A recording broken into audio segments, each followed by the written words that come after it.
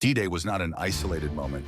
It was the culmination of a profound transformation of the United States into a global military power unlike any the world had ever seen. When America entered the war after Pearl Harbor in 1941, its armed forces were still expanding, still adapting. Yet in less than 3 years, the United States had constructed a war machine capable of fighting simultaneously across continents, oceans, and skies. Omaha Beach would be the ultimate test of that transformation. American strength did not rest solely in the number of men who landed on the beach. It rested in the ability to sustain those men under the most extreme conditions imaginable.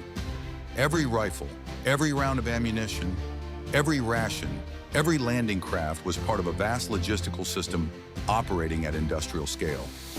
No other nation in World War II could project power across an ocean with such coordination, speed, and resilience. Nazi Germany had placed its faith in the Atlantic Wall. For Hitler, this defensive line was meant to render any Allied invasion impossible. Thousands of concrete bunkers, artillery positions, minefields, anti-tank obstacles, and fortified strongpoints stretched along the occupied coastline of Europe. But the Atlantic Wall suffered from a fundamental flaw. It assumed the enemy would fight predictably.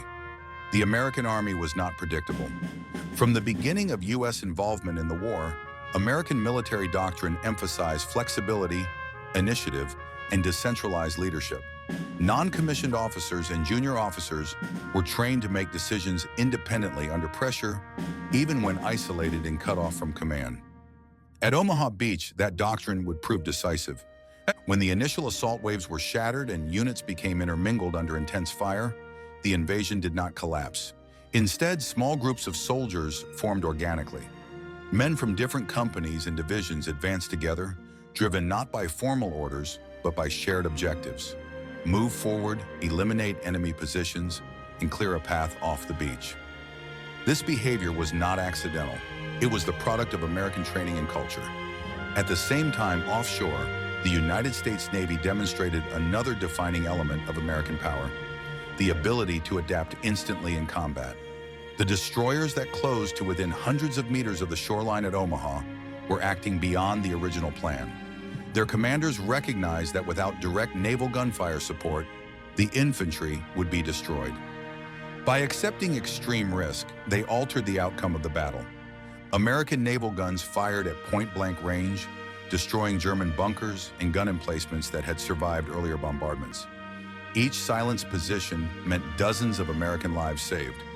This coordination between infantry, naval fire, and air power represented American combined arms warfare at its most effective: fluid, aggressive, and responsive.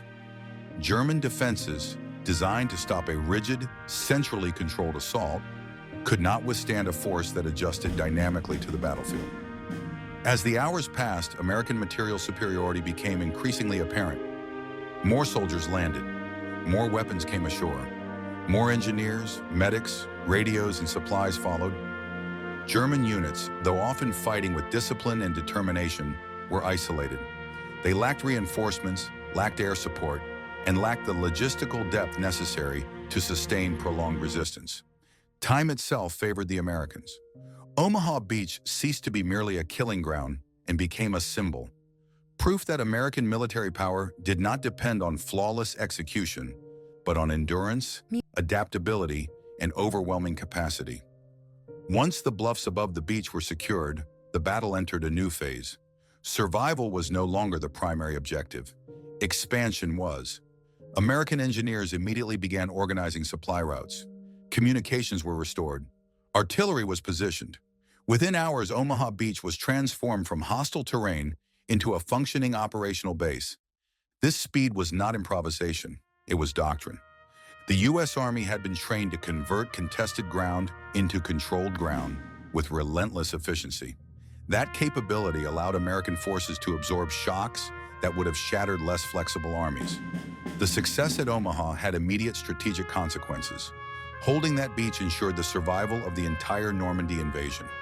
It created the vital link between American and British forces and allowed a continuous Allied front to form. Without Omaha, Overlord might have failed. With Omaha secured, the liberation of Western Europe became inevitable. In the days and weeks that followed, American power continued to pour into France. Entire divisions crossed the Channel. Tanks, trucks, artillery, and aircraft supported a sustained advance inland. Germany now faced an enemy capable of matching and surpassing it not only in courage, but in scale. Omaha Beach demonstrated a fundamental truth of modern warfare. Victory belonged not to those who defended strongest, but to those who could adapt fastest and sustain combat the longest. In this, the United States was unmatched.